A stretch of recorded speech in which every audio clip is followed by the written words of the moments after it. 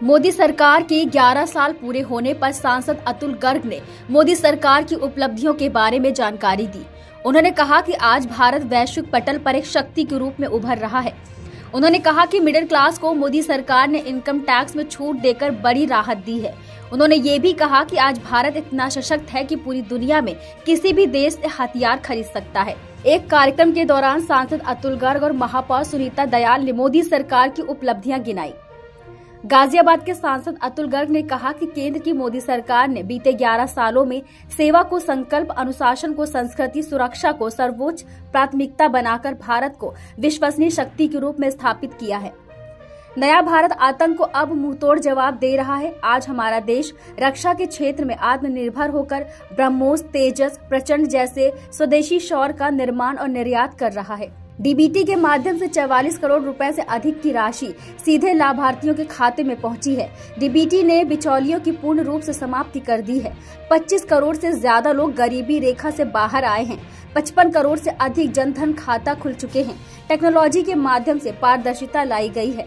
इस वक्त बातचीत करने के लिए हमारे साथ गाजियाबाद के सांसद अतुल गर्ग इस वक्त मौजूद हैं। 11 साल भारतीय जनता पार्टी सरकार के कार्यों का गुणगान इन्होंने पूरी सरकार में कर रहे हैं। पर लेकिन अभी गाजियाबाद के सांसद से बातचीत करेंगे। सर, सांसद जी, क्या कुछ कार्यक्रम था? इसने प्रेस वार्ता एक की है। 11 सालों का जो कार्यकाल था पूरा, उसको लेकर क्या क्या कुछ कार्य विकास के लिए किए गए?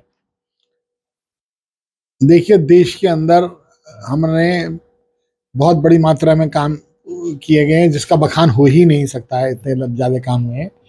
रक्षा के अंदर हुए हैं, 370 हटी है, चिनाब पे बड़ा पुल बना है, रेलवे का कई 3 गुना सड़कें बनी हैं, 3 गुना से ज्यादा, ठीक है।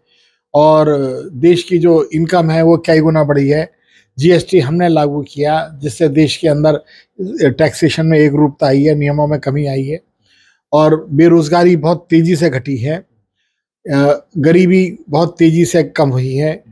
और ये आपका विश्व की जो चौथी हम आर्थिक शक्ति बने हैं, तो बहुत बड़ी मात्रा में काम हुए हैं, जिनको शॉर्ट में बताना बड़ा संभव ही नहीं।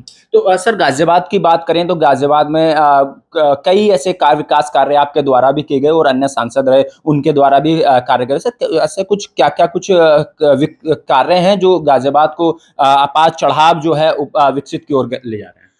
8-10 से ज्यादा तो पुल बने हैं गाजियाबाद के अंदर। गाजियाबाद के अंदर 16 लेन की सड़क यहाँ से उत्तर प्रदेश के लिए गई है। गाजियाबाद की पेरिफेरल रोड बनी है यहाँ। गाजियाबाद का शानदार रेलवे स्टेशन यहाँ बना है। तो और ग्रामीण के अंदर बहुत तेजी से जो कच्ची रोडें थी, ज्यादातर प्रधानमंत्री सड़क योजना के अंतर बनाई गई हैं। तो बहुत बड़ी मात्रा में गाजियाबाद में काम हुए हैं। अच्छा, ऑपरेशन सिंदूर की बात करें तो एक डेलीगेट्स जो है वो भी बाहर गया था, आप भी उसमें शामिल थे। तो किस तरह से उस पे जो है सतर्कता रही और क्या कहेंगे उसको लेकर? कितना जो है क्या कहेंगे उसको लेकर? ऑपरेशन सिंदूर को लेकर के जब हम विदेश गए तो किसी ने भी भारत का विरोध नहीं करा, किसी ने भी पाकिस्तान के पक्ष में बात नहीं करी। 4 में से 3 देशों में उनकी जो पार्लियामेंट है उसमें आतंकवाद के विरोध में प्रस्ताव पास किया गया। हमारे डेलीगेट को वहां पर बोलने का मौका दिया गया। 4 देशों में शोक मनाया गया, खड़े होकर के श्रद्धांजलि दी गई और मोदी सरकार की बहुत तारीफ की गई।